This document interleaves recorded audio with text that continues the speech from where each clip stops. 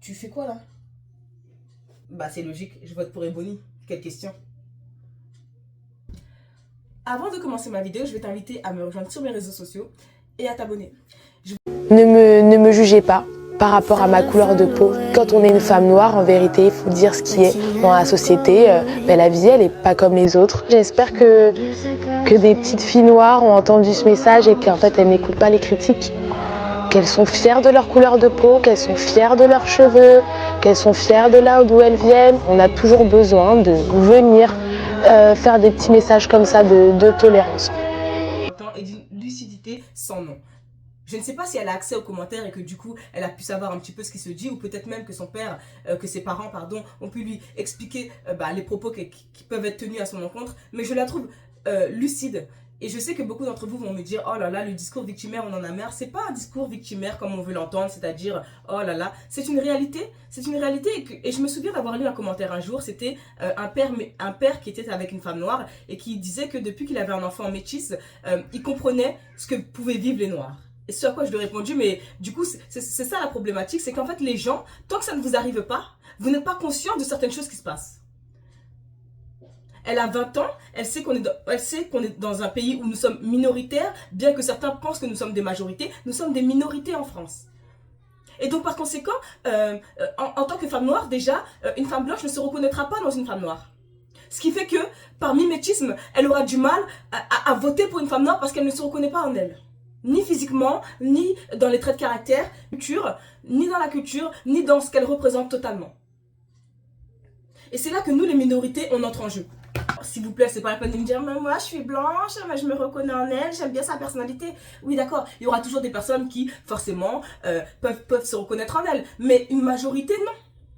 C'est exactement ce qu'elle veut dire dans cette vidéo, c'est qu'elle sait qu'en tant que femme noire, déjà, elle est perdante. C'est-à-dire que même si elle gagne, parce qu'elle représente, elle sera déjà une minorité. Aya Nakamura et consorts, c'est pas la population française qui l'a mis à l'honneur, c'est toutes les américaines.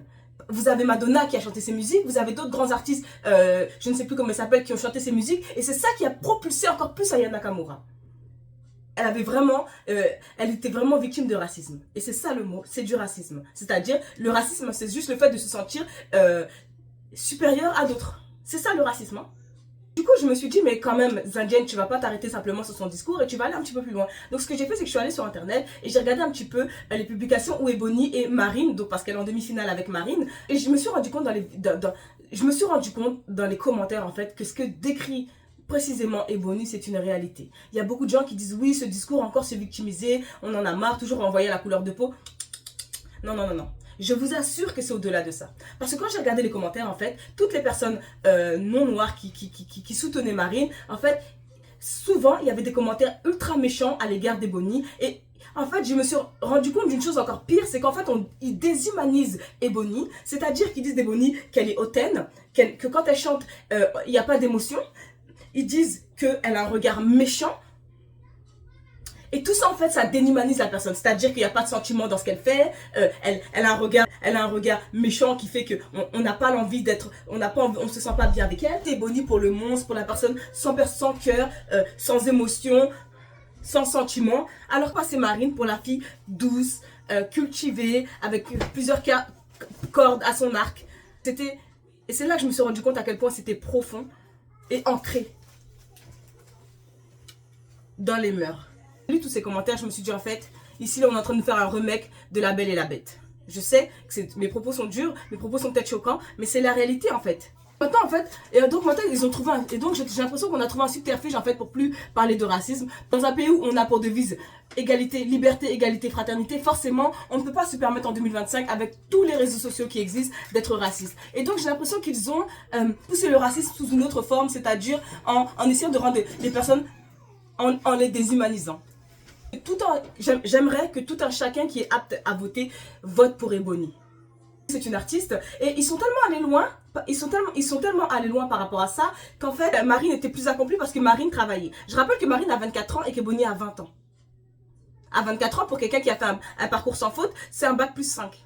À 23 ans, tu as un bac plus 5 et donc à 24 ans, tu travailles. Forcément, vous comparez une petite minette de 20 ans à presque une femme de 24 ans. À un moment, il va falloir aussi être juste. La critique, c'est bien, mais quand on est juste. En tout cas, que la meilleure gagne. Il n'empêche que je vous invite, s'il vous plaît, à voter 1 500 pour Ebony.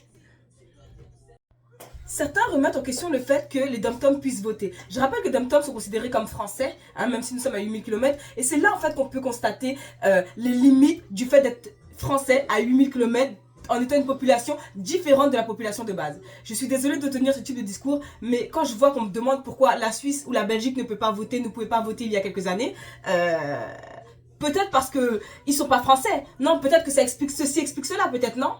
Donc à un moment, le fait d'être... Donc à un moment, il va falloir savoir ce que vous voulez des dom-toms parce qu'on ne peut pas être considéré comme français uniquement quand il s'agit d'aller faire bronzette et de prendre les terrains des autres.